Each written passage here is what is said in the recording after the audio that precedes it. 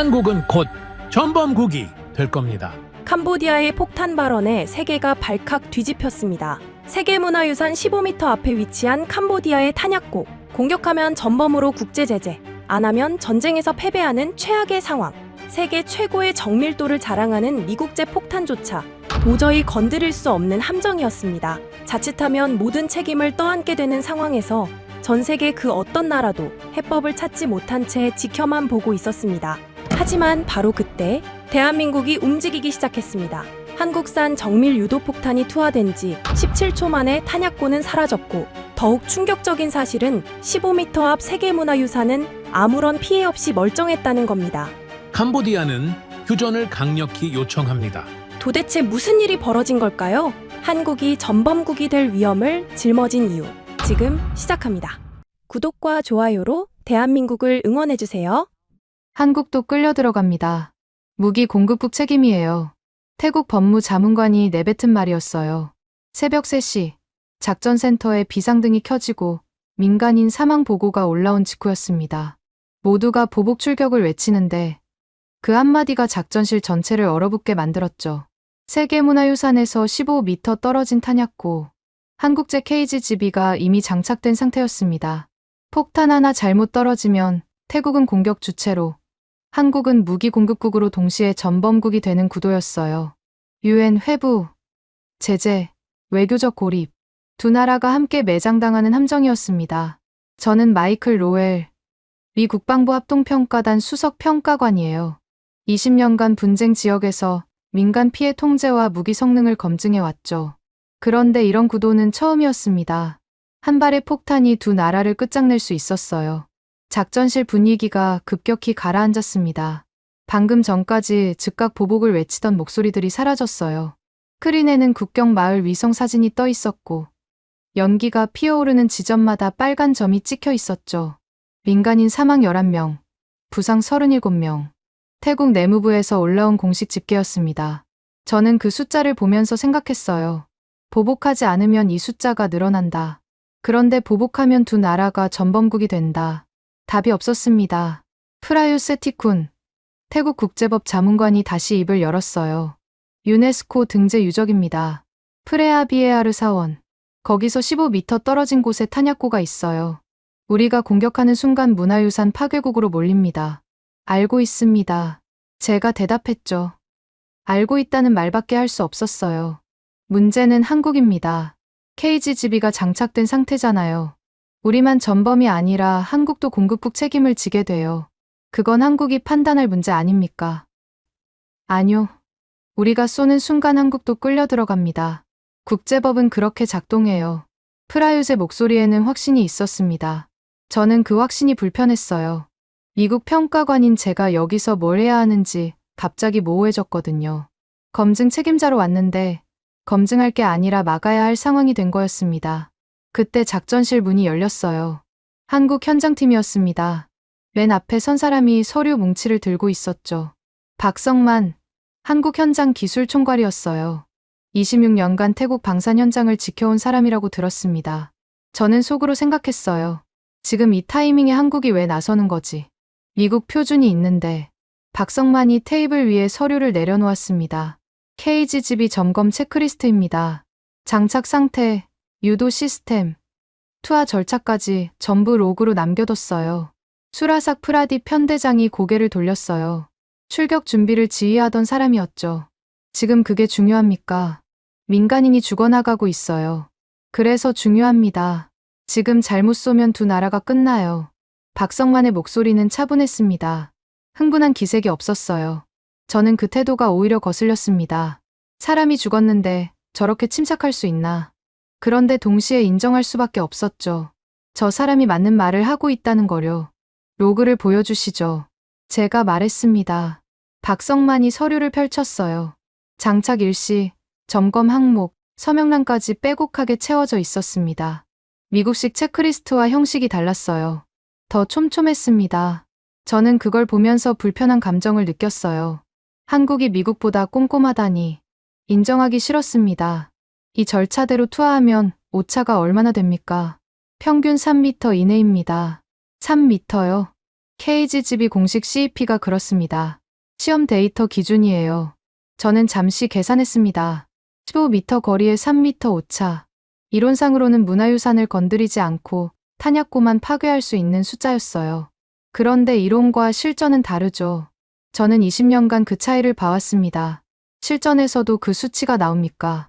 그래서 절차가 중요한 겁니다. 로그대로 하면 나와요. 박성만의 대답에는 흔들림이 없었습니다. 저는 그 확신이 어디서 오는지 궁금했어요. 26년이라는 시간이 만든 건지 아니면 그냥 허세인지 판단이 서지 않았습니다. 차야 쿤이 끼어들었어요. 태국 정보분석관이었습니다. 발사 지점 역추적 끝났습니다. 국경에서 47km 지점, 로켓포 진지로 추정돼요. 스크린에 새로운 좌표가 떴습니다. 빨간 원이 국경 근처에 찍혀 있었죠. 저는 그 위치를 보면서 생각했어요. 저기를 치면 되는 거 아닌가. 문화유산이랑 떨어져 있잖아. 저 진지를 먼저 치면 되지 않습니까? 제가 물었습니다. 차야가 고개를 저었어요. 진지는 이동식입니다. 쳐봤자 빈 땅만 파요. 진짜 목표는 보급망이에요. 그리고 그 보급망의 핵심이 탄약고군요. 네, 문화유산 옆에 붙어있는 함정이었습니다. 캄보디아가 의도적으로 설계한 구도였어요.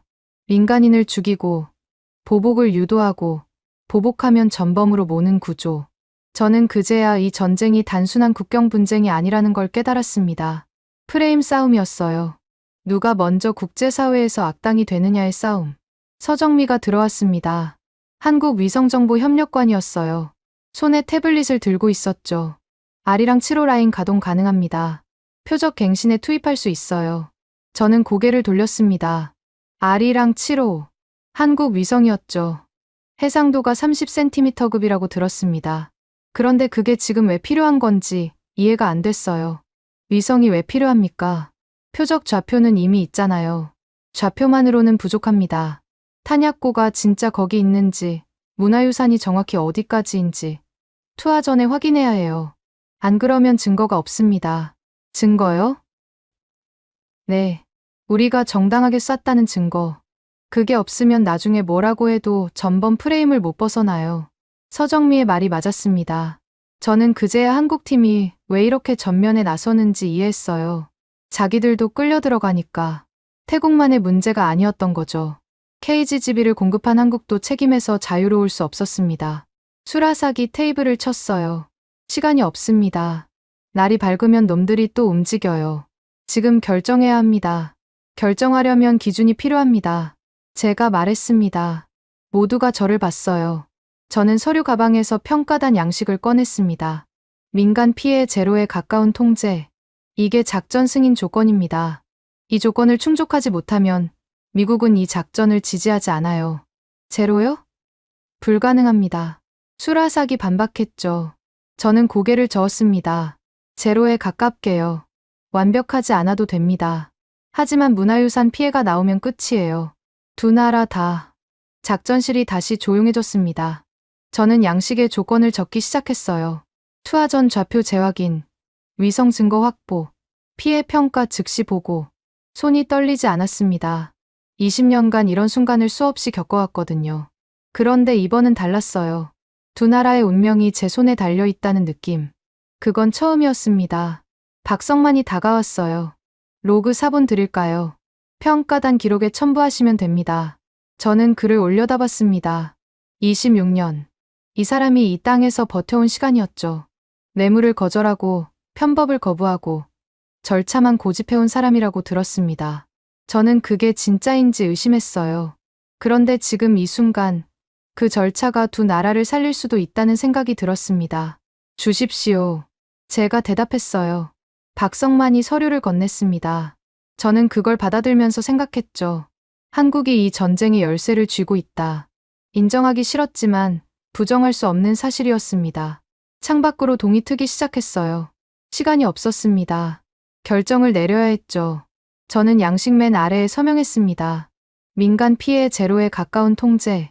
그게 조건이었어요. 이 조건을 충족하면 작전은 승인될 거였습니다. 충족하지 못하면 두 나라가 함께 끝나는 거였죠. 회의실 문이 열리자마자 분위기가 심상치 않았습니다. 태국 예산 통제 라인에서 사람이 나온 거였어요. 나린 폰차이, 국방부 조달 담당 고위 관료였습니다. 손에 공문 한 장을 들고 있었죠. 저는 그 공문을 보는 순간 짜증이 치밀었어요. 또 뭔가 막으려는 거구나. 싸움이 시작되기도 전에 발목을 잡으려는 사람들. 20년간 숱하게 봐왔습니다. 표준 이탈 금지 지침입니다. 검증되지 않은 무장 실전 투입은 규정 위반이에요. 나린이 공문을 테이블에 내려놓았어요. 저는 그 문서를 집어 들었습니다. 태국 국방부 조달 규정 제12조. 미승인 무장의 실전 사용을 금지한다는 내용이었죠. KGB를 막으려는 의도가 뻔했습니다. KGB는 이미 태국 공군에 납품된 무장입니다. 미승인이 아니에요. 박성만이 반박했어요. 나린이 고개를 저었습니다. 납품과 실전 승인은 다릅니다. 실전 투입에는 별도 검증이 필요해요. 그 검증이 끝나지 않았습니다. 그럼 언제 끝납니까? 절차대로 하면 3개월입니다. 3개월이라니. 저는 속으로 한숨을 쉬었어요. 지금 민간인이 죽어나가고 있는데 3개월을 기다리라는 거였습니다. 관료주의의 전형이었죠. 그런데 동시에 이해가 되는 부분도 있었어요. 나린 입장에서는 책임을 지고 싶지 않은 거였습니다. 한국제 무기로 문화유산이 파괴되면 자기 목이 날아가니까요. 수라삭이 끼어들었습니다. 3개월 없습니다. 지금 출격해야 해요. 날이 밝으면 놈들이 진지를 옮깁니다. 그러면 제2담을 쓰세요. 미국제는 이미 검증됐잖아요. 나린의 대답에 저는 고개를 돌렸어요. 제2담. 미국제 정밀유도 폭탄이었습니다. 제가 20년간 믿어온 표준이었죠. 그런데 지금 상황에서 제2담이 답인지 확신이 서지 않았어요. 15m 거리. 제2담의 오차는 약 10m였습니다. 이론상으로는 문화유산을 건드릴 수 있는 숫자였어요. 제2담 CEP가 얼마죠? 제가 물었습니다. 수라삭이 대답했어요. 약 10m입니다. 훈련 기준이에요. 실전에서는요. 더 벌어질 수 있습니다. 기상 조건, 고도, 투하 각도에 따라 달라지죠. 저는 계산했습니다. 10m 오차의 변수까지 더하면 15m를 넘을 수 있었어요. 문화유산을 건드릴 확률이 존재한다는 뜻이었습니다. 작지 않은 확률이었죠. 저는 그 숫자 앞에서 흔들렸어요. 미국 표준을 믿어야 하나, 아니면 다른 선택을 해야 하나. 박성만이 노트북을 열었습니다. 스크린에 데이터가 떴어요. KGB CEP는 약 3m입니다. 시험 데이터 기준이에요. 실전에서도 5m를 넘기지 않습니다. 그건 제조사 주장 아닙니까? 나린이 비웃었죠. 박성만이 고개를 저었습니다. 제조사 주장이 아니에요. 태국 공군 자체 시험 결과입니다. 작년에 직접 테스트했어요. 그 말에 나린의 표정이 굳었습니다. 저도 놀랐어요. 태국 공군이 직접 시험했다는 건 처음 듣는 정보였거든요. 박성만이 스크린을 넘겼습니다. 시험 일자, 투하 조건, 명중 결과까지 상세하게 기록되어 있었죠. 이 데이터 진짜입니까? 제가 물었습니다. 박성만이 저를 똑바로 봤어요. 평가단 서버에 직접 업로드해도 됩니다. 원본 로그 전부요. 저는 잠시 망설였습니다. 한국 측 데이터를 미국 평가단 서버에 올린다는 건 공식 기록으로 인정한다는 뜻이었어요. 나중에 문제가 생기면 저도 책임을 져야 했죠. 그런데 거부할 명분이 없었습니다. 데이터가 있으니까요. 올리세요. 제가 대답했어요. 박성만이 고개를 끄덕였습니다. 키보드를 두드리는 소리가 들렸죠. 저는 그 소리를 들으면서 묘한 감정을 느꼈어요. 경계심이었습니다. 한국이 이렇게 준비가 되어 있다니. 뭔가 의도가 있는 건 아닐까. 그런데 동시에 인정할 수밖에 없었죠. 저 사람들이 절차를 지키고 있다는 거려. 차야가 새로운 자료를 들고 들어왔습니다. 표적 분석 결과였어요. 추가 분석 끝났습니다. 민간 시설 인접 표적이 3곳 떠 있어요. 스크린에 지도가 떴습니다. 빨간 점이 4개로 늘어 있었죠. 탄약고 외에 3곳이 더 추가된 거였어요. 저는 그 지도를 보면서 불안해졌습니다. 민간 시설 인접이라는 말은 오차가 나면 민간인이 죽는다는 뜻이었거든요. 이 3곳도 문화유산 근처입니까? 아니요. 학교, 병원, 시장입니다. 전부 민간 시설이에요. 더 나빴습니다. 문화유산은 건물이지만 학교와 병원에는 사람이 있었어요. 아이들이 있었죠. 저는 손이 떨리는 걸 느꼈습니다. 이 작전이 얼마나 위험한지 새삼 깨달았어요. 프라유시 문서를 내밀었습니다. UN 회부 시나리오입니다. 민간 피해가 나오면 이렇게 진행돼요. 저는 그 문서를 받아들었습니다. 첫 페이지에 국제형사재판소 관할권이라는 제목이 붙어 있었죠. 읽어 내려가는 동안 등골이 서늘해졌어요. 전범 재판 절차, 국가 제재 조건, 외교적 고립 경로, 전부 구체적으로 적혀 있었습니다. 프라유시 밤새 정리한 게 분명했어요. 이게 현실이 될 수 있습니까? 민간 피해가 나오면 현실이 됩니다. 캄보디아가 기다리고 있어요. 우리가 실수하길. 저는 문서를 테이블에 내려놓았습니다. 손에 힘이 들어갔어요. 이건 단순한 작전이 아니었습니다. 한 발 잘못 쏘면 두 나라가 끝나는 도박이었죠. 그런데 쏘지 않으면 민간인이 계속 죽었어요. 선택지가 없었습니다. 저는 노트북을 열었습니다. 비교표를 만들기 시작했어요. 제이담과 KGGB의 오차, 위험 반경, 민간 피해 가능성, 숫자를 나열하면서 결론이 명확해졌습니다. 제이담은 위험했어요. 10m 오차로는 15m 거리의 문화유산을 보장할 수 없었죠. KGGB의 3m가 유일한 답이었습니다. 비교표 완성했습니다. 제가 말했어요. 스크린에 표를 띄웠습니다. 모두가 숫자를 봤죠. 나린의 얼굴이 굳어졌어요. 자기가 밀어붙인 제이담이 더 위험하다는 결론이 나왔으니까요. 이건 이론적 수치일 뿐입니다. 실전에서는 실전 데이터도 있습니다.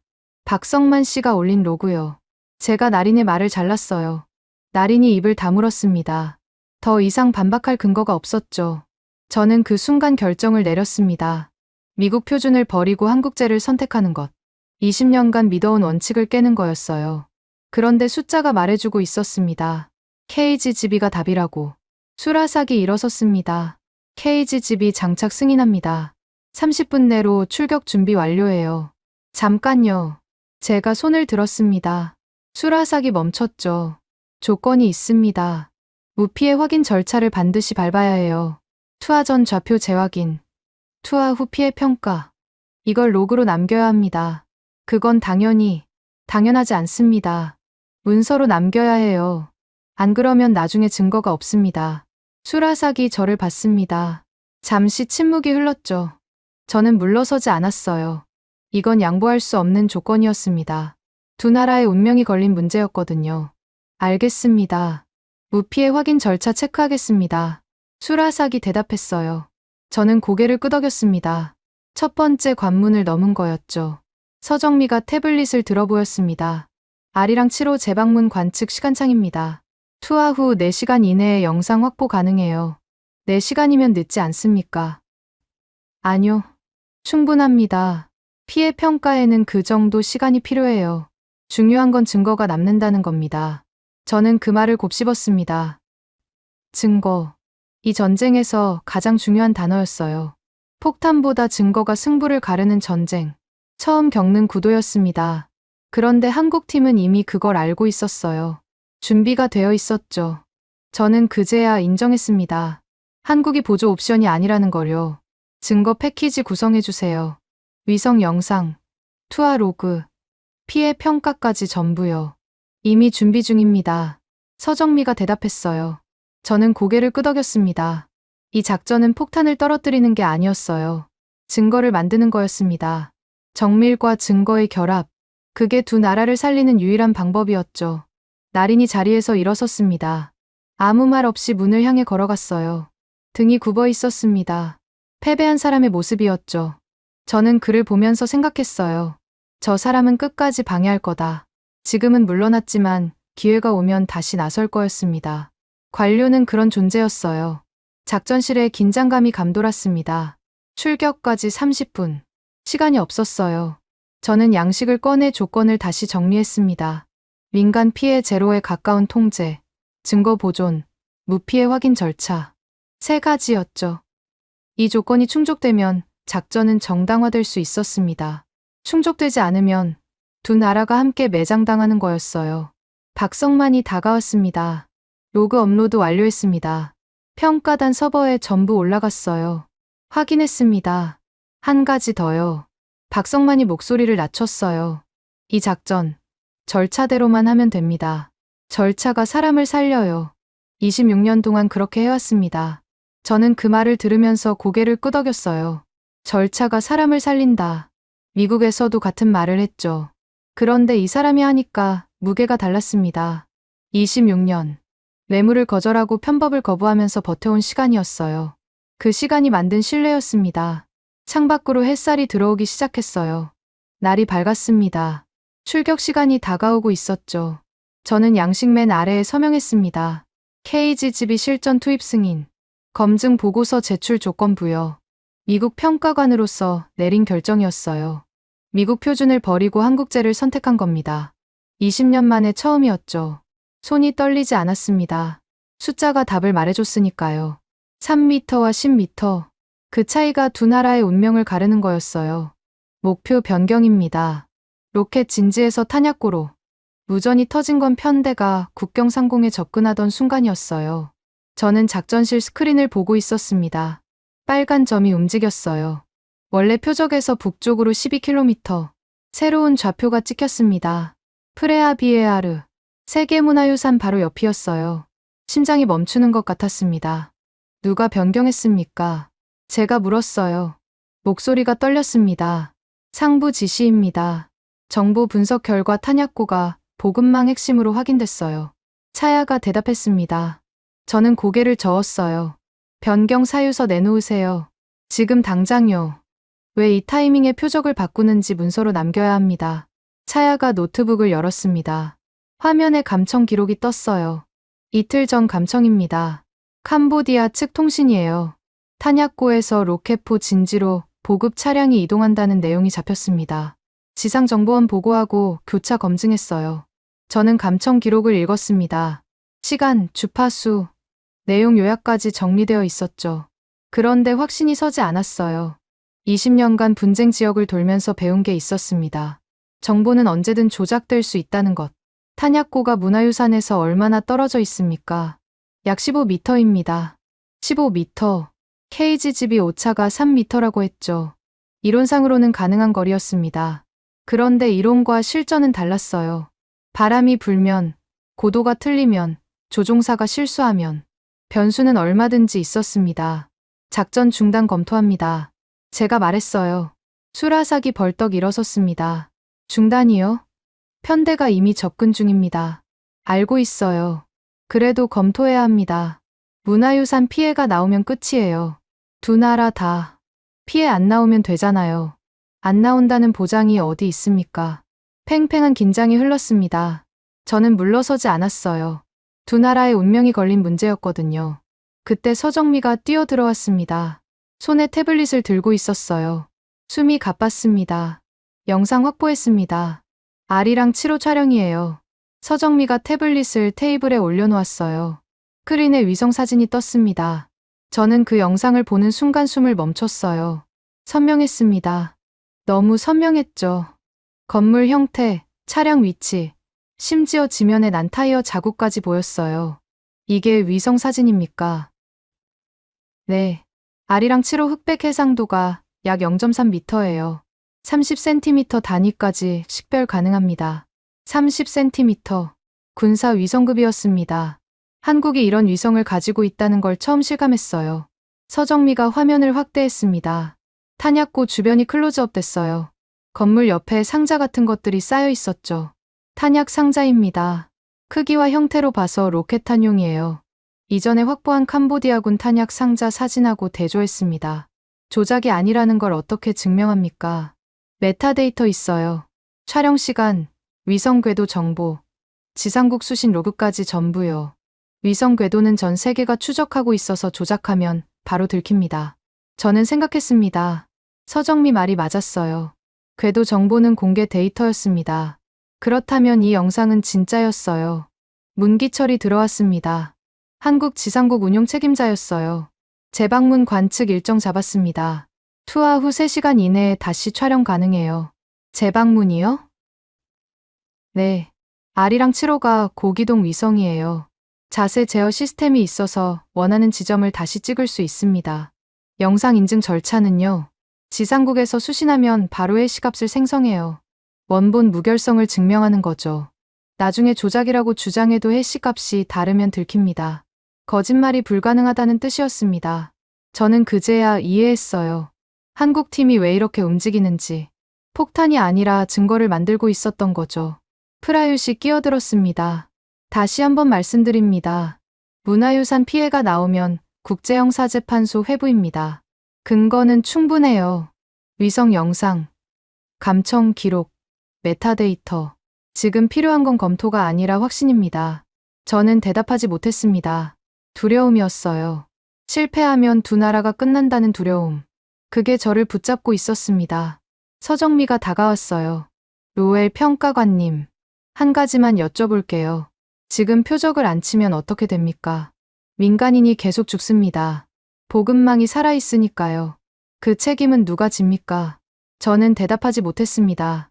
서정미가 말을 이었어요. 우리가 집니다. 칠 수 있었는데 안 쳤으니까요. 증거가 있었는데 안 썼으니까요. 나중에 뭐라고 할 겁니까? 무서워서 안 쐈다고요. 그 말이 가슴에 박혔습니다.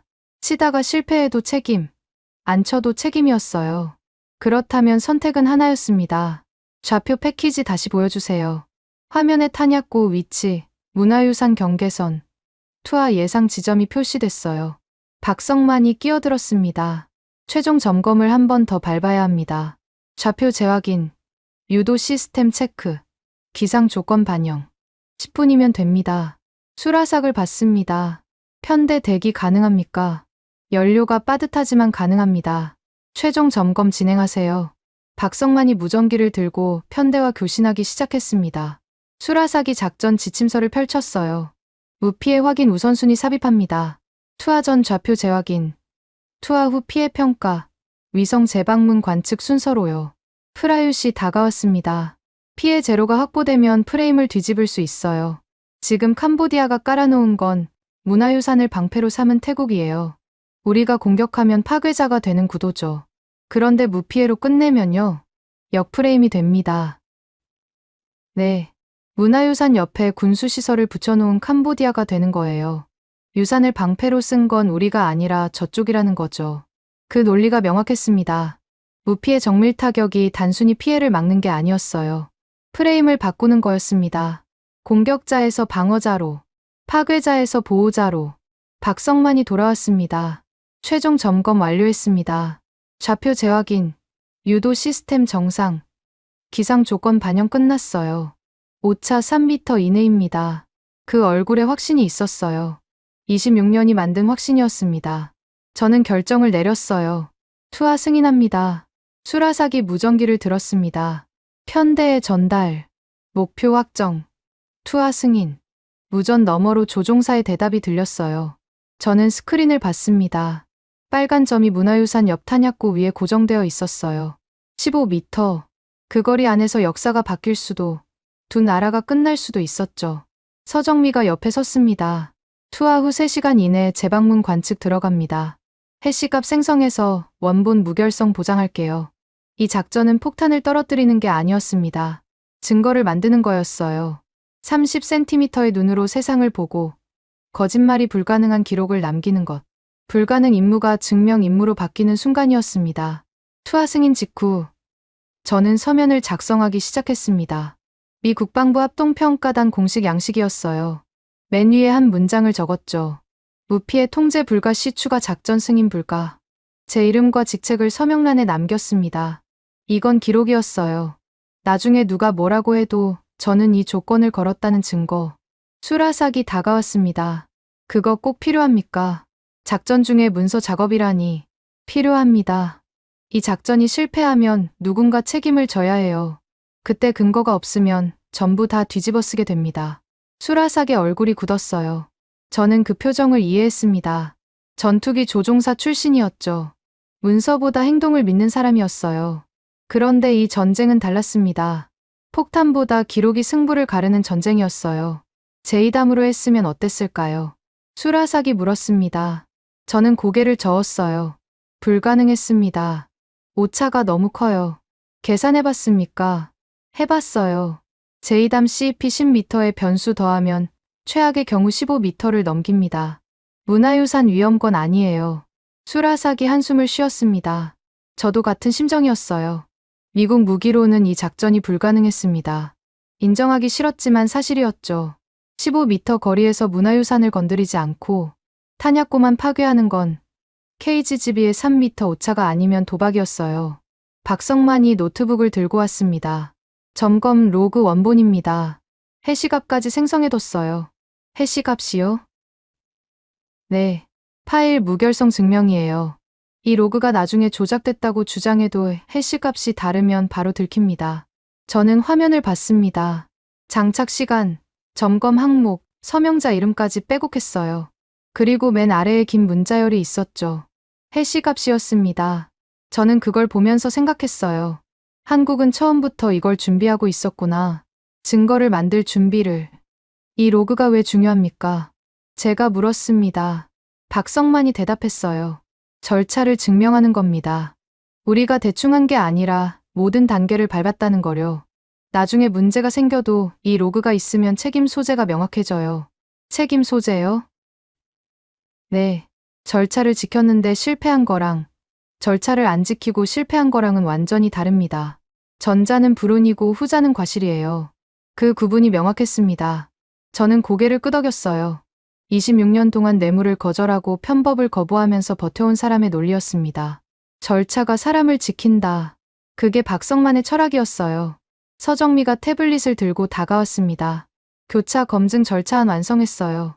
타격 직후 3가지 채널로 확인합니다. 3가지요? 위성, 드론, 지상정보원이에요.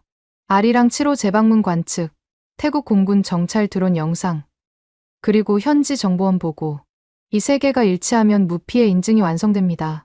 하나만 어긋나면요? 재확인 들어가요. 3개 다 일치할 때까지. 철저했습니다. 저는 그 절차안을 받아들었어요. 읽어 내려가면서 감탄이 나왔습니다. 단순한 확인이 아니었어요.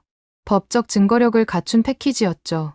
국제재판소에 제출해도 통할 수준이었습니다. 이걸 언제 준비했습니까? 어제 밤이요. 표적 변경 가능성이 있다고 판단하고 미리 만들어뒀어요. 미리요? 네. 문화유산 인근 표적은 예상했습니다.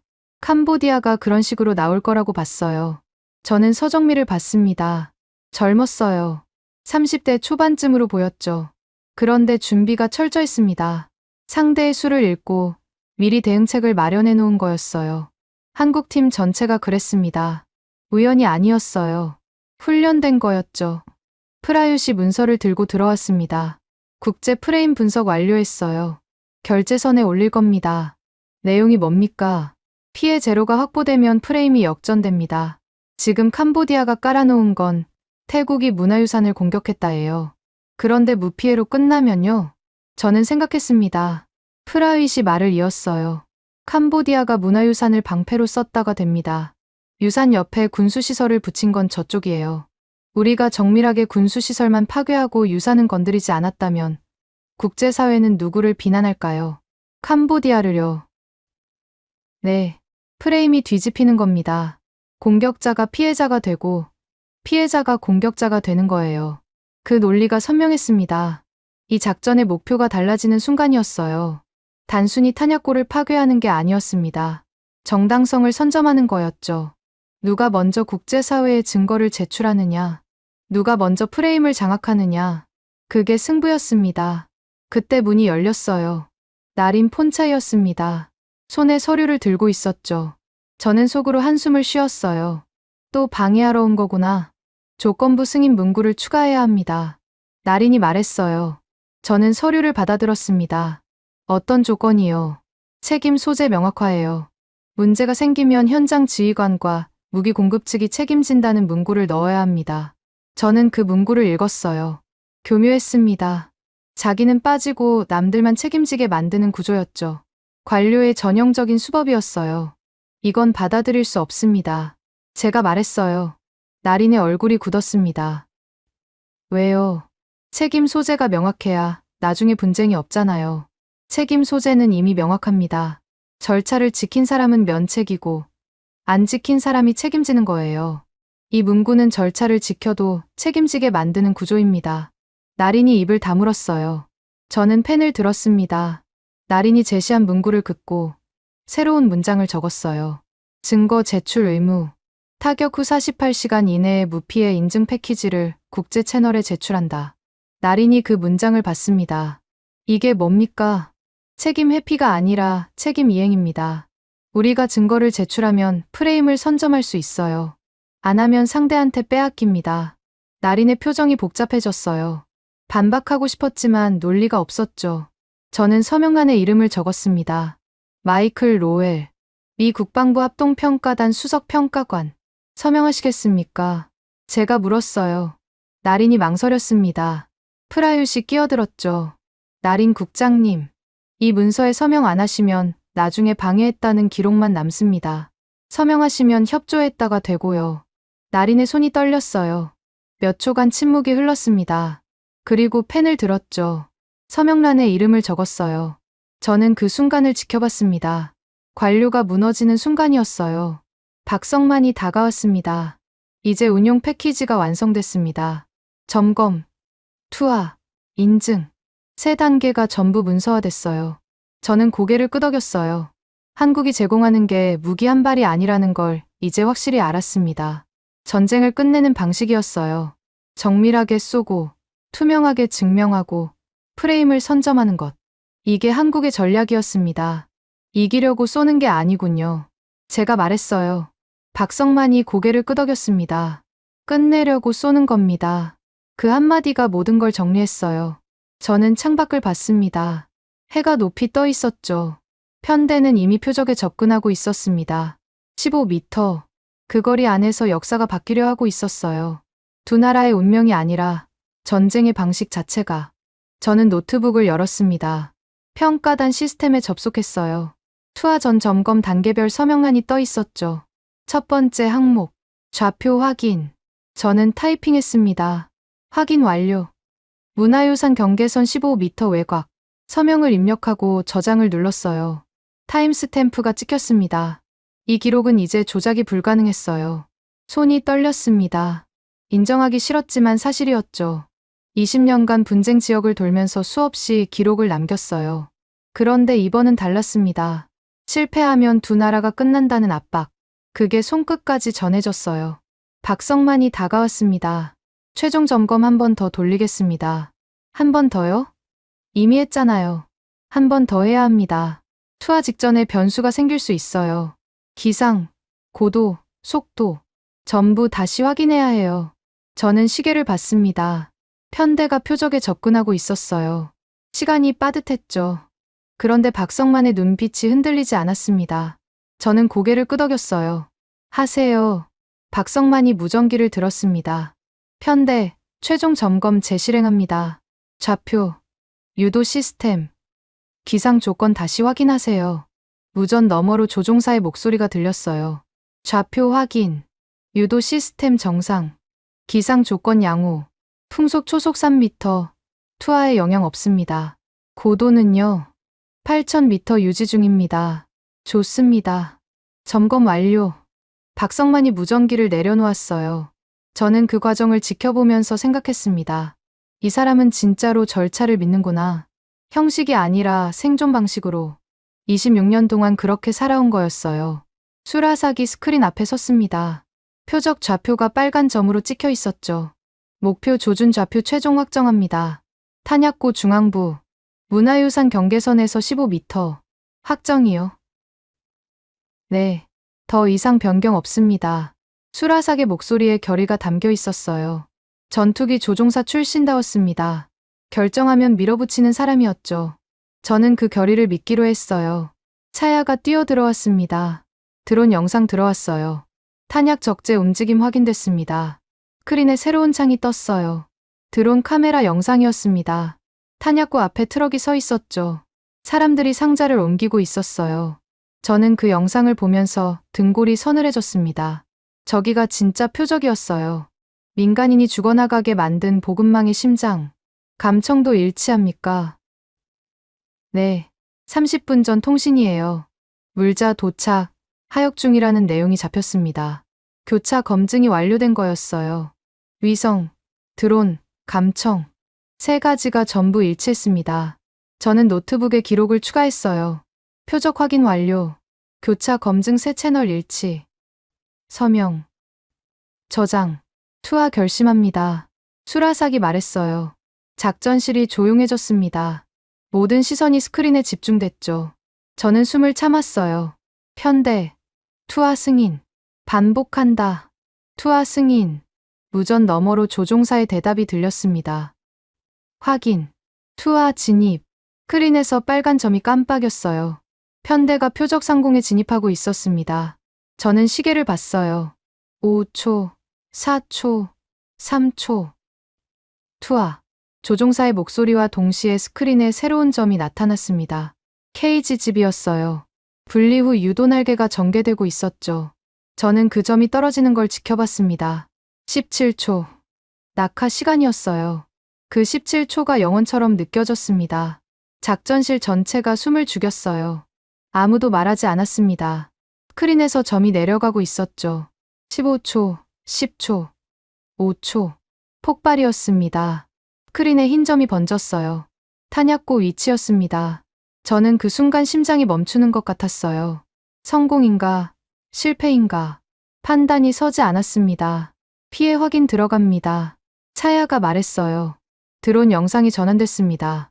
폭발 지점이 클로즈업 됐죠. 연기가 피어오르고 있었어요. 그리고 그 옆에 문화유산이 서 있었습니다. 멀쩡하게. 유산 무피해 확인.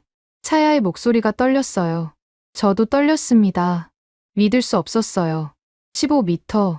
그 거리에서 탄약고만 파괴하고 유산은 건드리지 않은 거였습니다. 2차 폭발 감지됐습니다. 차야가 외쳤어요. 스크린에 새로운 폭발이 일어나고 있었습니다. 탄약고 내부였죠. 저장된 로켓탄들이 연쇄 폭발하고 있었어요. 보급망이 끊기는 순간이었습니다. 프라윕이 서류를 꺼냈어요. 유산 무피해 1차 확인서 작성합니다. 저는 글을 봤습니다.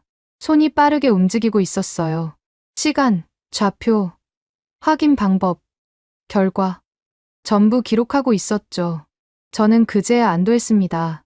증거가 쌓이고 있었어요. 우리가 정당했다는 증거. 명중 오차 계산 들어갑니다.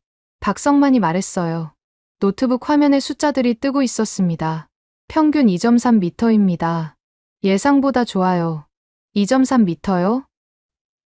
네. CEP 3m 기준으로 상위 성능입니다. 절차를 정확히 지켰으니까요. 저는 그 숫자를 노트북에 기록했어요. 명중 오차 추정 평균 2.3m.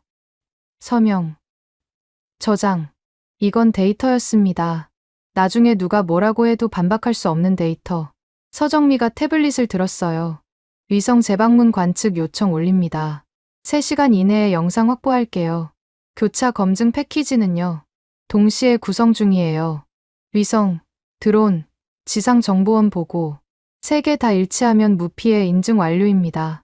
저는 고개를 끄덕였어요. 절차가 돌아가고 있었습니다. 폭탄이 떨어진 건 끝이 아니었어요. 시작이었죠. 증거를 봉인하는 작업이 남아 있었습니다. 문기철이 노트북을 들고 왔어요. 지상국 수신 로그 확인했습니다. 영상 무결성 보장돼요. 해시값 생성됐습니까? 네. 투하 전 영상, 투하 후 영상 전부요. 이 해시값이 다르면 조작이 들킵니다.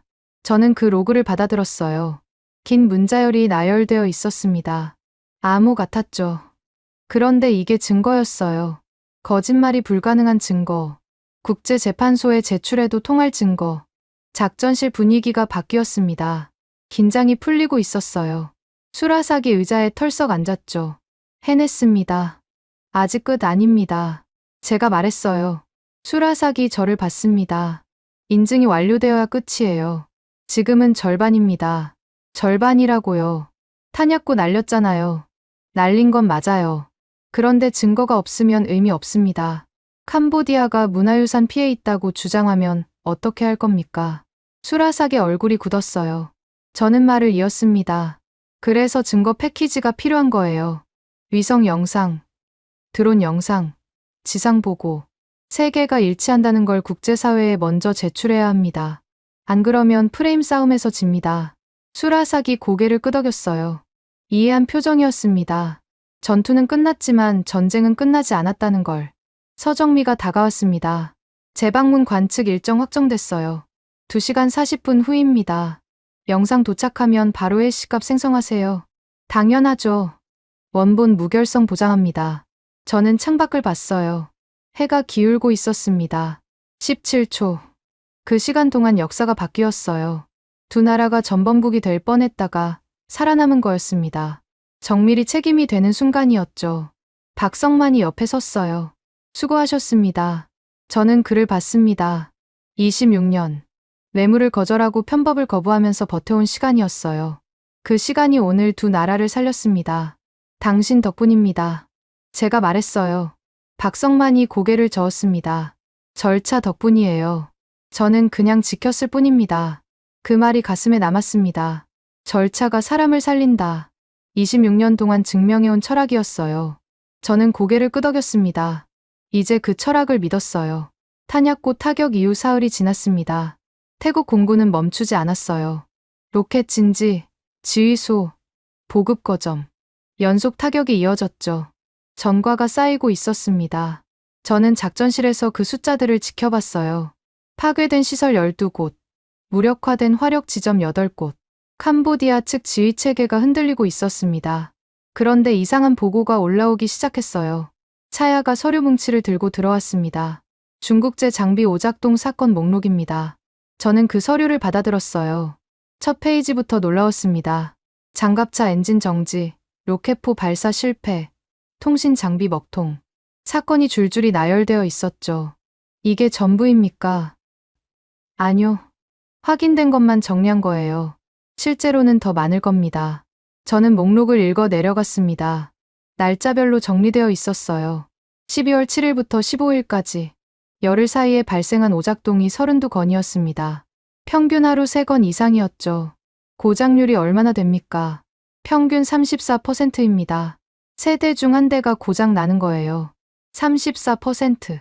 저는 그 숫자에 충격을 받았습니다. 전장에서 이 정도 고장률이면 지휘관 입장에서는 악몽이었어요. 명령을 내려도 실행이 안 되는 거였죠. 원인이 뭡니까? 품질 문제로 보입니다. 중국제 장비가 원래 그래요. 가격은 싸지만 내구성이 떨어지죠. 특히 고온다습한 환경에서 문제가 많이 생깁니다. 저는 고개를 끄덕였어요. 동남아시아 기후였죠. 중국제 장비가 버티기 어려운 조건이었습니다. 그런데 캄보디아는 그걸 알면서도 중국제를 샀어요. 가격 때문이었겠죠. 아니면 다른 이유가 있었거나. 통신 장비 고장이 특히 많네요. 제가 말했어요. 차야가 고개를 끄덕였습니다. 네, 지휘 체계가 마비되는 원인이에요. 명령이 전달 안 되니까 부대가 제각각 움직이는 거죠. 저는 노트북을 열었어요. 평가단 일지에 기록을 남겼습니다. 신뢰 붕괴가 지휘 붕괴로 이어지는 속도, 무기 성능의 차이보다 빠르다. 이게 핵심이었어요. 전쟁은 무기로 싸우는 게 아니었습니다. 신뢰로 싸우는 거였죠. 장비를 믿을 수 없으면 지휘관도, 병사도 움직이지 않았어요. 그때 문이 열렸습니다. 태국 공군 정비사장이었어요. 얼굴이 어두웠습니다. F-16 엔진 점검이 필요합니다. 네 대가 정비 대기 중이에요. 수라삭이 고개를 돌렸어요. 네 대요? 며칠 전에는 2대였잖아요. 출격이 너무 잦습니다. 엔진 수명이 빨리 닳아요. 지금 페이스로 가면 일주일 안에 절반이 정비 들어갑니다. 저는 그 말을 듣고 계산했어요. 태국 공군 F-16이 총 18대였습니다. 4대가 정비 중이면 가용 전력은 14대. 거기서 절반이 더 빠지면 7대만 남는 거였어요. 전쟁을 지속할 수 없는 숫자였습니다. 출격 빈도가 얼마나 됩니까? 제가 물었어요. 정비사장이 대답했습니다. 하루 평균 30회입니다. 열흘째 계속되고 있어요. 하루 30회. 전투기 한 대당 거의 2번씩 출격하는 거였어요. 과부하였습니다.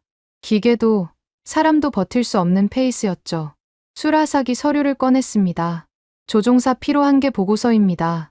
지휘부 결제선에 올릴 거예요. 저는 그 서류를 받아들었어요. 조종사별 출격 횟수, 비행시간, 휴식시간이 정리되어 있었습니다. 숫자가 심각했어요. 어떤 조종사는 사흘 동안 8번 출격했더군요. 수면 시간은 하루 4시간도 안 됐습니다. 이러다 사고 납니다. 제가 말했어요. 수라삭이 고개를 끄덕였습니다. 알고 있어요. 그런데 멈출 수가 없습니다. 지금 멈추면 상대가 다시 정비하고 반격해요. 딜레마였습니다.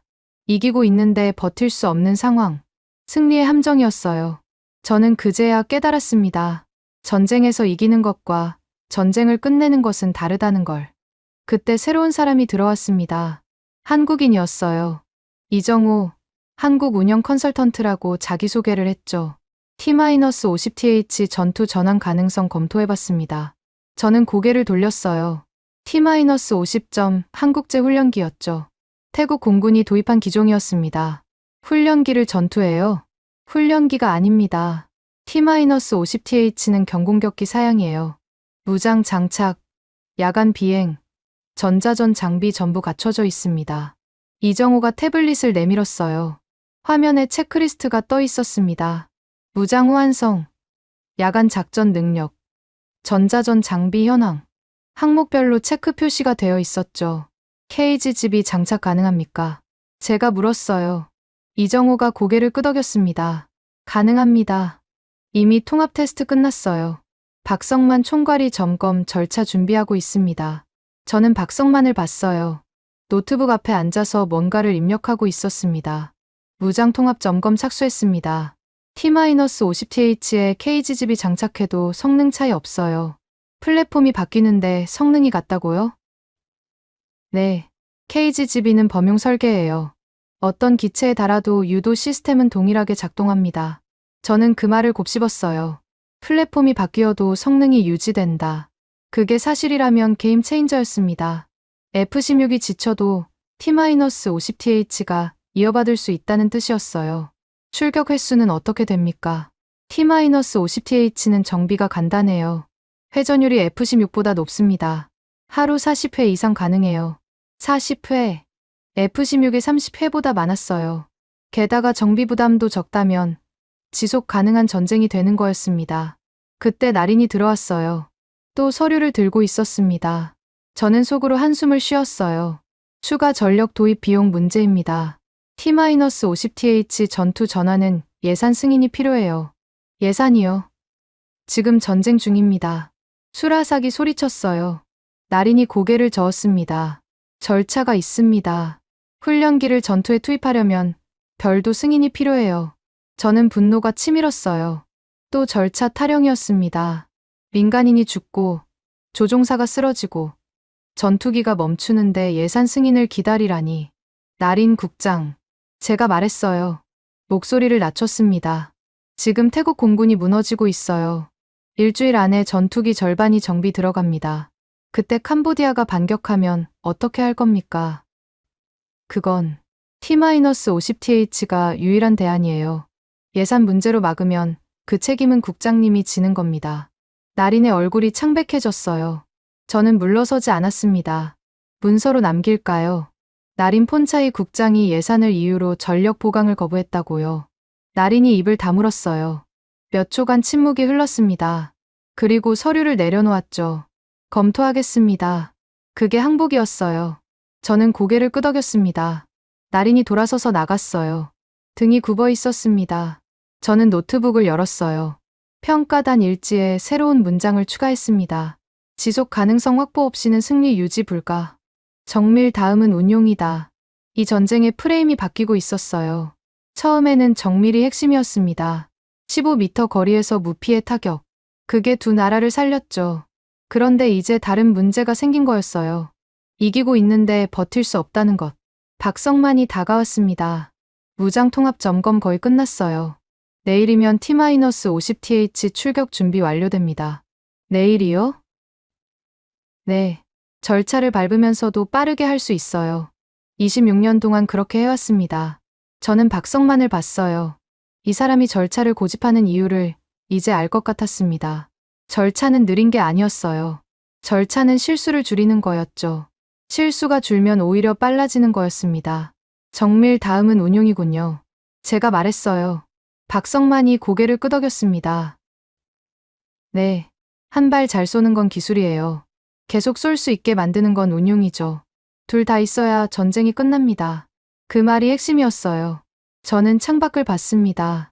해가 지고 있었어요. 내일이면 새로운 국면이 시작될 거였습니다. 훈련기가 전쟁터에 나서는 국면. 불가능해 보였던 일이 현실이 되려 하고 있었죠. 12월 24일 새벽, 지휘부 결재가 떨어졌습니다. T-50th 전투 전환 승인. 저는 그 문서를 받아들면서 손이 떨리는 걸 느꼈어요. 훈련기가 전쟁터에 나서는 거였습니다. 전례가 없는 결정이었죠. 문서에는 범위와 조건이 명시되어 있었어요. 경공격 임무의 한정, KGGB 운용 승인, 민간 피해 제로 원칙 유지. 저는 그 문구를 읽으면서 생각했습니다. 이게 되면 게임이 바뀐다. 안 되면 두 나라가 끝난다. 박성만이 노트북을 들고 왔어요. KGGB 통합 점검 완료했습니다. 출격 가능 서명합니다. 저는 화면을 봤어요. 점검 항목이 빼곡했습니다. 무장 장착 상태, 유도 시스템 연동, 투하 시퀀스 확인. 전부 체크 표시가 되어 있었죠. 맨 아래에 박성만의 서명이 있었습니다. 플랫폼이 바뀌어도 정말 성능이 유지됩니까? 유지됩니다. 어젯밤 시뮬레이션 돌렸어요. F-16이랑 오차 범위 동일합니다. 저는 고개를 끄덕였어요. 박성만을 믿기로 했습니다. 26년이 만든 신뢰였죠. 절차를 지키면 결과가 따라온다는 철학. 작전실 문이 열렸습니다. 태국 공군 조종사가 들어왔어요. 젊었습니다. 30대 초반으로 보였죠. 김소령이라고 자기소개를 했어요. 이름이 한국식이었습니다. 한국계입니까? 제가 물었어요. 김소령이 고개를 끄덕였습니다. 아버지가 한국인이에요. 저는 태국에서 태어났고요. T-50th 편대장입니다. 저는 그를 봤어요. 눈빛이 단단했습니다. 긴장한 기색이 없었죠. 훈련이 잘 된 조종사의 눈이었어요. 23개 목표를 하루 안에 칩니다. 가능합니까? 가능합니다. 목표 분배 계획 가져왔어요. 김소령이 태블릿을 내밀었어요. 화면에 지도가 떠 있었습니다. 빨간 점이 23개 찍혀 있었죠. 국경 일대에 흩어진 목표들이었어요. 로켓 진지, 보급 거점, 지휘 시설, 편대를 셋으로 나눕니다. 각 편대가 7에서 8개씩 맡아요. 출격당 2~3개 타격하고 복귀, 재무장 후 재출격. 이 사이클을 하루 종일 반복합니다. 저는 계산했어요. 편대 3개가 각각 13회 정도 출격하면 40회가 나왔습니다. 가능한 숫자였어요.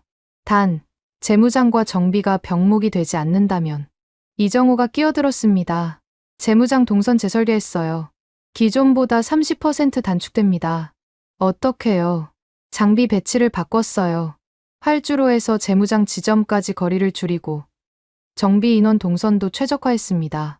T-50th는 구조가 단순해서 가능한 거예요. 저는 그 설명을 들으면서 놀랐어요. 이건 무기 성능 문제가 아니었습니다. 운영 효율 문제였죠.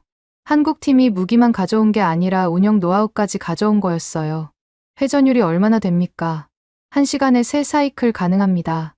출격, 타격, 복귀, 재무장. 이게 20분 안에 끝나요. 20분. 믿기 어려운 숫자였어요. F-16은 재무장에만 30분 이상 걸렸거든요. 그 차이가 회전율을 만드는 거였습니다. 첫 번째 편대가 이륙했어요. T-50th 4대가 활주로를 박차고 올라갔습니다.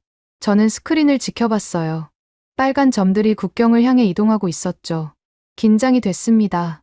훈련기가 실전에서 통할지 아직 확신이 없었어요. 30분 후, 첫 타격 보고가 들어왔습니다. 목표 1번 무력화, 로켓 진지 파괴 확인. 차야가 외쳤어요. 스크린에 드론 영상이 떴습니다. 연기가 피어오르고 있었죠. 저는 숨을 내쉬었어요. 첫 번째 관문을 넘은 거였습니다. 민간 피해는요, 제로입니다. 인근 시설 무피해 확인됐어요.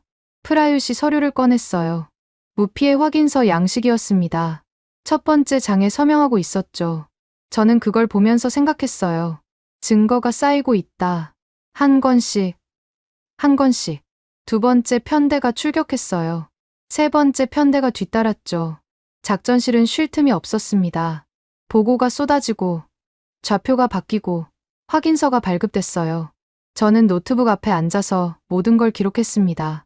타격 시간, 목표 번호, 피해 여부, 평가단 일지가 빠르게 채워졌어요. 오후가 됐을 때 절반이 넘는 목표가 무력화됐습니다. 13개, 남은 건 10개였어요. T-50th 편대는 멈추지 않았습니다. 복귀, 재무장, 재출격, 사이클이 계속 돌아갔죠. 이정호가 다가왔어요. 회전율 목표 달성했습니다. 1시간에 3사이클. 오차 없이 유지 중이에요. 고장은요? 제로입니다. T-50th 전 기체 정상 가동 중이에요. 제로. 저는 그 숫자에 충격을 받았어요. 하루 종일 돌렸는데 고장이 없다니. 중국제 장비가 34% 고장률을 기록하는 동안 한국제는 제로였습니다. 그 차이가 전쟁의 결과를 바꾸고 있었어요.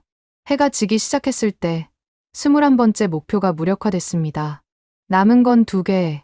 저는 시계를 봤어요. 아직 3시간이 남아 있었습니다. 충분했죠. 마지막 편대 출격합니다. 김소령의 목소리가 무전에서 들렸어요. T-50th 4대가 다시 활주로를 박차고 올라갔습니다. 저는 스크린을 지켜봤어요. 이게 끝이었습니다. 23개 목표 전부를 하루 안에 무력화하는 것. 1시간 후 마지막 보고가 들어왔어요. 목표 23번 무력화. 전 목표 타격 완료. 작전실이 술렁거렸습니다. 수라사기 자리에서 일어났어요. 해냈습니다. 하루 만에 저는 고개를 끄덕였어요. 해낸 거였습니다. T-50th 출격 40회. 목표 무력화 23개. 무고장, 무손실, 민간 피해 제로. 믿을 수 없는 숫자들이었어요. 차야가 서류를 들고 왔습니다. 감청 분석 결과예요. 캄보디아 측 통신이 마비됐습니다. 지휘 체계가 완전히 붕괴한 것 같아요. 저는 그 서류를 받아들었어요. 감청 내용이 정리되어 있었습니다. 명령 전달 불가. 보급선 단절. 후퇴 지시 대기 중. 절망의 언어들이었죠. 캄보디아가 무너지고 있었어요. 프라유시 서류 뭉치를 들었습니다. 무피해 확인서 23건 전부 발급 완료했어요. 협상용 자료로 축적됩니다. 협상이요? 네. 이제 휴전 협상이 시작될 거예요. 이 확인서들이 우리 입장을 뒷받침합니다. 민간 피해 없이 군사 목표만 정밀 타격했다는 증거요. 저는 고개를 끄덕였어요. 증거가 완성되고 있었습니다. 폭탄이 아니라 기록이 전쟁을 끝내는 거였죠. 그때 나린이 들어왔어요. 손에 서류를 들고 있었습니다. 저는 또 방해하러 온 줄 알았어요. 그런데 나린의 표정이 달랐습니다. 굳어있지 않았어요. 추가 구매 검토 문서입니다. 서명하러 왔어요. 저는 놀랐습니다. 나린이 먼저 서명하러 오다니. KGGB 추가 도입, T-50 계열 확충 검토. 국방부 라인에 올릴 겁니다. 나린이 서류를 테이블에 내려놓았어요. 펜을 들어 서명란에 이름을 적었습니다. 저는 그 순간을 지켜봤어요. 며칠 전까지 한국제를 막으려던 사람이었습니다. 그 사람이 추가 구매 문서에 서명하고 있었죠. 왜 바뀌셨습니까? 제가 물었어요. 나린이 저를 봤습니다. 숫자가 말해주잖아요. 40회 출격, 23개 무력화, 고장 제로. 이걸 부정할 수 없습니다. 저는 고개를 끄덕였어요. 숫자가 나린을 바꾼 거였습니다. 논리도 압박도 아니었어요. 결과가 증명한 거였죠. 저는 노트북을 열었습니다. 평가단 일지 마지막 페이지에 결론을 적었어요. 한국 패키지 평가 성능, 운용, 책임. 3가지가 결합된 모델. 경공격 운용의 새로운 표준으로 기록함. 손이 떨리지 않았습니다. 확신이 있었거든요. 한국이 제공한 건 무기가 아니었어요. 전쟁을 끝내는 방식이었습니다. 정밀하게 쏘고, 끊기지 않게 굴리고, 투명하게 증명하는 것. 그게 한국의 힘이었어요. 박성만이 옆에 섰습니다. 수고하셨습니다. 저는 글을 봤어요. 당신들이 한 겁니다. 저는 기록했을 뿐이에요. 기록이 중요합니다. 기록이 없으면 아무것도 남지 않아요. 그 말이 맞았어요. 기록이 역사가 되는 거였습니다. 저는 고개를 끄덕였어요. 이제 마지막이 남았습니다. 휴전. 그리고 증거의 봉인. 12월 27일 휴전 협정이 체결됐습니다. 저는 그 소식을 작전실에서 들었어요. 캄보디아가 국경에서 30km 후방으로 철수한다는 조건이었죠. 사실상 항복이었습니다. 저는 노트북을 열었어요. 합동평가단 최종 보고서를 마무리해야 했습니다. 20일 동안 벌어진 모든 일이 이 문서에 담겨야 했죠. 저는 맨 앞에 제목을 적었어요. 태국 캄보디아 국경 분쟁 합동평가 보고서. 그리고 부록 항목을 추가했습니다. 무피해 인증 절차 및 증거 패키지. 서정미가 들어왔어요. 손에 USB를 들고 있었습니다. 최종 증거 패키지입니다. 위성 영상, 메타데이터, 해시값 전부 들어있어요. 저는 USB를 받아들었어요. 가벼웠습니다. 그런데 이 안에 두 나라의 운명이 담겨 있었죠. 국제 채널에 제출할 겁니까? 네. 오늘 중으로요. 협정 발효 전에 먼저 제출해야 프레임을 선점할 수 있어요. 저는 고개를 끄덕였어요. 서정미가 말을 이었습니다. 아리랑 7호 재방문 영상이 핵심이에요. 투하 전후 비교가 명확하게 나옵니다. 탄약고는 사라지고 문화유산은 그대로 서 있는 거죠. 그걸로 충분합니까? 충분합니다. 거짓말이 불가능한 증거예요. 캄보디아가 뭐라고 주장해도 영상이 반박합니다. 저는 USB를 노트북에 꽂았어요. 파일 목록이 떴습니다. 영상 파일, 메타데이터 문서, 해시값 기록, 전부 정리되어 있었죠. 저는 하나씩 열어봤습니다. 투하 전 영상에는 탄약고가 선명하게 찍혀 있었어요. 투하 후 영상에는 연기만 남아 있었죠. 그리고 그 옆에 문화유산이 멀쩡하게 서 있었습니다. 이게 역사가 되는 거군요. 제가 말했어요. 서정미가 고개를 끄덕였습니다. 네, 기록이 역사가 됩니다. 프라유시 서류를 들고 들어왔어요. 협정 문구 최종안입니다. 문화유산 및 민간 피해 관련 조항 정리했어요. 저는 서류를 받아들었습니다. 읽어 내려갔어요. 양측은 문화유산 보호 의무를 확인한다. 태국 측은 작전 기간 중 문화유산 피해가 없었음을 국제검증 자료로 증명한다. 프라유시 넣은 문구였죠. 이 문구가 들어가면 어떻게 됩니까? 우리가 증거를 제출할 의무가 생겨요. 대신 캄보디아는 반박할 근거가 없어집니다. 증거가 공식 기록으로 남으니까요. 저는 고개를 끄덕였어요. 프라유시 처음부터 노린 거였습니다. 협정 문구에 증거 조항을 넣어서 프레임을 법적으로 고정하는 것. 교묘하지만 정당한 전략이었죠. 차야가 뛰어들어왔어요. 감청 추가 확인됐습니다. 캄보디아 측 철수 명령 정황이에요. 크린의 감청 기록이 떴습니다. 전 부대 후방 이동. 국경선 30km 철수. 장비 회수 포기. 절망의 언어들이었어요. 캄보디아 지휘부가 완전히 무너진 거였습니다. 중국제 장비는요. 현장에 버리고 간다고 합니다. 회수할 여력이 없대요. 저는 그 말을 듣고 생각했어요. 중국제 장비가 전장에 버려지는 거였습니다. 34% 고장률의 결과였죠. 싸게 샀다가 비싸게 치른 거였어요. 날인이 들어왔습니다. 손에 서류 뭉치를 들고 있었어요. KGGB 추가 구매, T-50 계열 확충 검토 문서입니다. 국방부 라인에 정식 제출합니다. 저는 날인을 봤어요. 며칠 전까지 한국제를 막으려던 사람이었습니다. 그 사람이 이제 추가 구매를 밀어붙이고 있었죠. 빨리 바뀌셨네요. 제가 말했어요. 날인이 쓴웃음을 지었습니다. 숫자 앞에서는 고집이 의미 없어요. 결과가 증명했잖아요. 저는 고개를 끄덕였어요. 날인도 배운 거였습니다. 증거 앞에서는 누구도 버틸 수 없다는 걸. 박성만이 다가왔어요. 손에 서류 뭉치를 들고 있었습니다. 현장 장비 인수인계 기록입니다. 점검 로그까지 전부 정리했어요. 마지막까지 기록을 남기시는군요. 당연하죠. 기록이 없으면 아무것도 증명할 수 없어요. 26년 동안 그렇게 해왔습니다. 저는 박성만을 봤어요. 이 사람이 이 전쟁의 숨은 영웅이었습니다. 폭탄을 떨어뜨린 건 조종사들이었죠. 그런데 그 폭탄이 정확하게 떨어지도록 만든 건 박성만이었어요. 절차를 지키고, 기록을 남기고, 끝까지 책임지는 태도. 그게 두 나라를 살린 거였습니다. 고맙습니다. 제가 말했어요. 박성만이 고개를 저었습니다. 제가 한 건 없어요. 절차가 한 겁니다. 그 말이 박성만의 철학이었어요. 자기를 내세우지 않고 시스템을 믿는 것. 26년 동안 뇌물을 거절하고 편법을 거부하면서 지켜온 원칙이었죠. 저는 노트북으로 돌아갔어요. 최종 보고서 결론을 적어야 했습니다. 커서가 깜빡이고 있었죠. 저는 생각했어요. 이 전쟁을 어떻게 정리해야 할까? 어떤 문장으로 끝내야 할까? 손가락이 움직이기 시작했습니다. 본 평가단은 다음과 같이 결론을 내린다. 태국 캄보디아 국경 분쟁에서 태국 측의 승리는 화력의 우위가 아닌 정밀성과 투명성의 결합으로 달성되었다. 한국제 KGGB와 아리랑 7호 위성정보 협력은 민간 피해 제로와 문화유산, 무피해라는 전례 없는 결과를 만들었다. 이는 단순한 무기 성능의 문제가 아니라 작전 전 과정을 기록하고 증명하는 시스템의 승리였다. 저는 계속 적었어요. 한국은 강하지만 무섭지 않은 힘을 보여주었다. 파괴가 아닌 정밀, 은폐가 아닌 투명, 승리가 아닌 책임.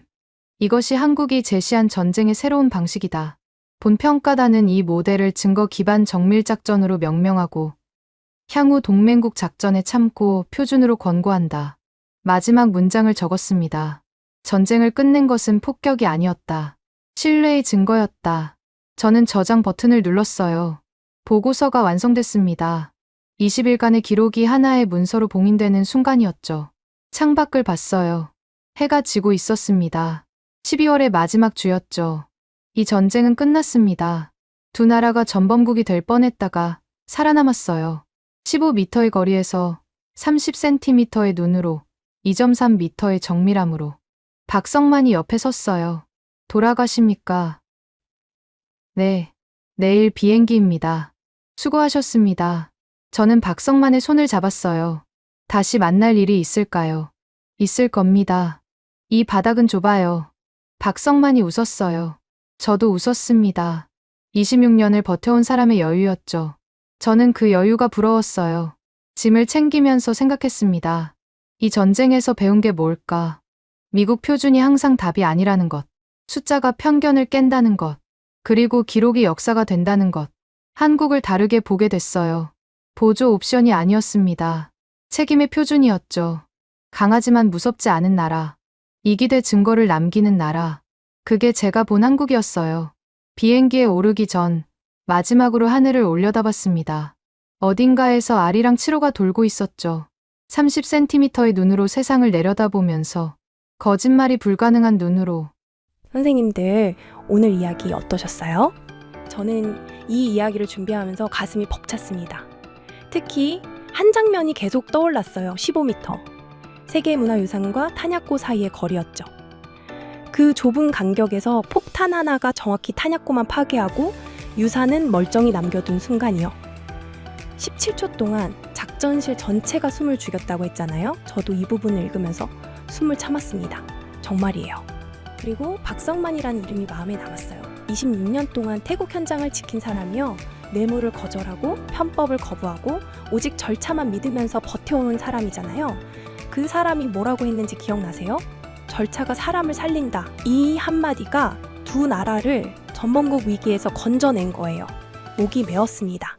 솔직히요. 선생님들, 저는 아직 젊은 사람이에요. 이런 이야기를 전해드리면서도 부끄러울 때가 많습니다. 제가 뭘 안다고, 제가 뭘 겪어봤다고 그런 생각이 들거든요. 박성만처럼 26년을 한자리에서 버텨본 적이 없어요. 뇌물의 유혹 앞에서 제가 어떻게 행동했을지 솔직히 자신이 없습니다. 그런데 선생님들 아시잖아요. 그게 뭔지. 유혹 앞에서 고개를 젓는 게 얼마나 어려운 일인지, 편법이 빠르다는 걸 알면서도 절차를 밟는 게 얼마나 답답한 일인지. 그렇게 40년, 50년을 버텨오신 분들이잖아요. 저는 선생님들 세대를 생각하면 늘 같은 장면이 떠올라요. 독일 탄광갱도 깊숙한 곳에서 곡괭이를 휘두르시던 모습이요. 햇빛 한 줄기 들어오지 않는 지하 700m에서 석탄 가루가 폐에 쌓이는 줄 알면서도 멈추지 않으셨잖아요. 중동 사막에서 50도가 넘는 열기 속에 건설 현장을 지키신 분들도 계시고요. 구로공단 봉제 공장에서 재봉틀 소리에 귀가 멍해질 때까지 일하신 분들도 계시죠. 그때 번 돈이 고작 몇 푼이었어요. 지금 기준으로 보면 말도 안 되는 금액이었죠. 그런데 그 몇 푼이 모여서 대한민국을 만들었잖아요. 오늘 이야기에 나온 아리랑 7호 30cm 해상도로 세상을 내려다보는 그 위성도 선생님들이 만드신 거예요. 직접 로켓을 쏘아 올리신 건 아니지만 그 로켓을 쏠 수 있는 나라를 만드신 거잖아요. 스님들, 혹시 이런 생각 하시는 분 계세요? 나는 이제 늙었다. 내가 한 게 뭐 있나? 젊은 것들이 다 아는 거지. 그런 생각 하시면 안 돼요. 정말이에요. 거울 한번 보세요. 얼굴에 주름이 있죠? 그거 훈장이에요. 70년, 80년을 버텨온 증거잖아요. 손 한번 펴보세요. 거칠죠? 굳은 살이 있죠? 그것도 훈장이에요. 삽을 쥐고 망치를 들고 재봉틀을 돌리면서 생긴 거잖아요. 오늘 이야기에서 미국 평가관이 뭐라고 했는지 기억나세요? 한국은 강하지만 무섭지 않은 나라다. 그게 선생님들이 만드신 거예요. 폭탄을 떨어뜨려도 민간인은 건드리지 않는 나라. 이기고도 증거를 남기는 나라. 그게 대한민국이에요. 선생님들이 평생 보여주신 태도가 나라 전체에 스며든 거라고 저는 믿습니다. 선생님들은 영웅이에요. 진짜요. 신문에 이름이 나지 않아도, 훈장을 받지 못해도, 아무도 알아주지 않아도요. 저는 알아요. 선생님들이 없었으면 오늘 이야기도 없었습니다. 한국제 폭탄도, 한국 위성도 그 모든 게 선생님들 손에서 시작된 거예요. 저는 앞으로도 이런 이야기들을 찾아서 들려드릴게요. 대한민국이 얼마나 대단한 나라인지, 선생님들이 얼마나 대단한 분들인지 매일 떠들 거예요. 선생님들 말동무가 되고 싶거든요. 심심할 때 틀어놓으시면 돼요. 그냥 라디오처럼요. 제가 옆에서 수다 떨어드릴게요.